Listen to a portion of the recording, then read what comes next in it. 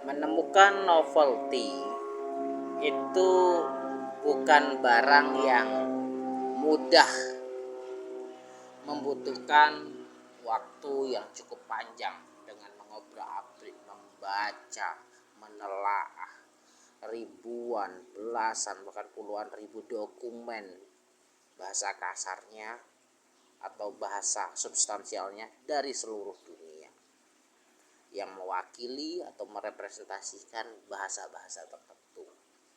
Misalnya di bidang biologi, dari beberapa bahasa. Dokumen-dokumen itu harus dipelajari. Itu menemukan novelty. Jadi novelty itu bukan barang yang gampang ditemukan. Jadi kalau ada teman-teman dosen yang menanyakan novelty kepada mahasiswa S1 atau S2, itu kira-kira kapasitasnya sebagai dosen apa ya? Sejauh mana ya? Novelty itu barang yang sangat mewah dan dibutuhkan ijtihad atau komitmen, dedikasi, integritas yang panjang, energi yang banyak gitu. Ini saya ngelihat beberapa dosen itu menanyakan pada mahasiswa S1-nya atau S2-nya saat sidang, saat munakosyah. Wah, ini dosennya pikniknya sampai mana ya? Itulah ya. Jadi tolong jangan terlalu show up dengan kapasitas di media sosial, walaupun itu akun saudara, akun saudari.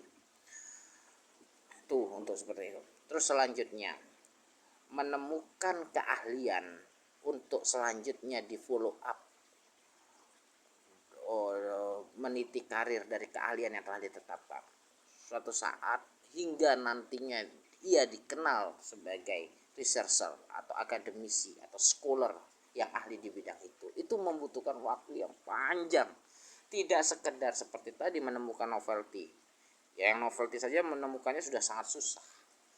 Tidak sekedar itu.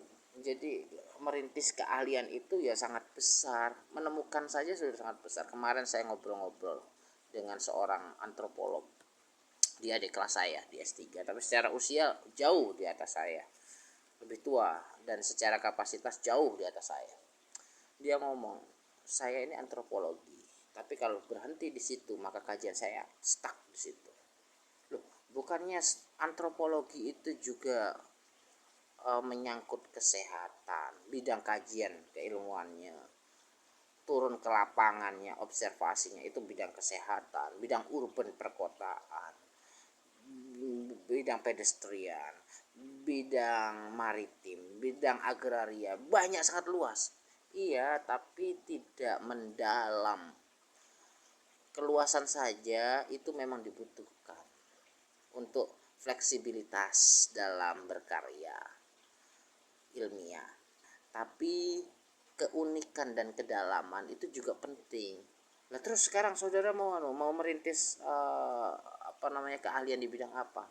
Etika agama. Saya kaget, saya baru mendengar loh itu istilah itu jarang loh ya. Itu membutuhkan waktu yang panjang, Mas Teguh.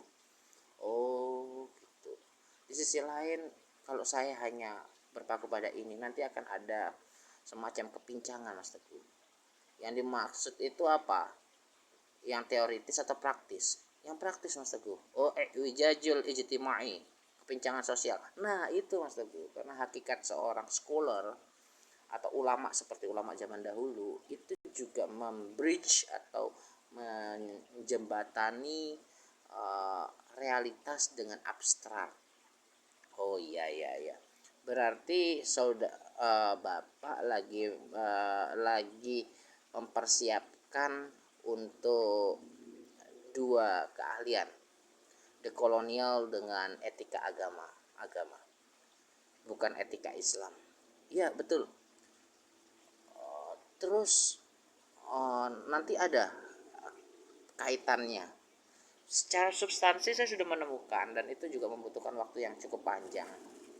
Ya, nggak seminggu, 2 minggu, sebulan, 2 bulan, saya juga cukup panjang untuk menemukan itu semua. Saya sudah membaca beberapa literatur dari Prancis dan Inggris. Saya sudah pelajarin, saya sudah menemukan itu yang bisa menjembatani dua keahlian saya. Oh begitu. Jadi memang untuk merintis suatu keahlian supaya kita dikenal sebagai scholar atau akademisi di keahlian tertentu, itu juga membutuhkan energi, waktu, effort yang bikulli juhdin. Untuk itu saya menyarankan pada rekan-rekan dosen, saudara atau saudari, walaupun itu akun sosial media saudara, tapi tolong jangan menampilkan adegan atau gejala yang mempermalukan diri sendiri, seperti mempertanyakan novelty kepada mahasiswa S1, S2, atau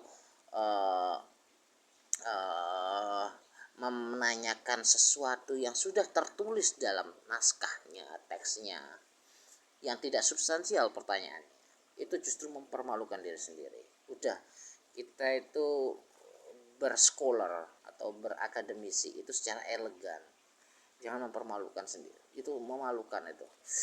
Saya sangat prihatin dengan beberapa rekan-rekan dosen yang sedikit-sedikit upload aktivitas oralnya, verbalnya di sosial media, terlebih ketika ujian.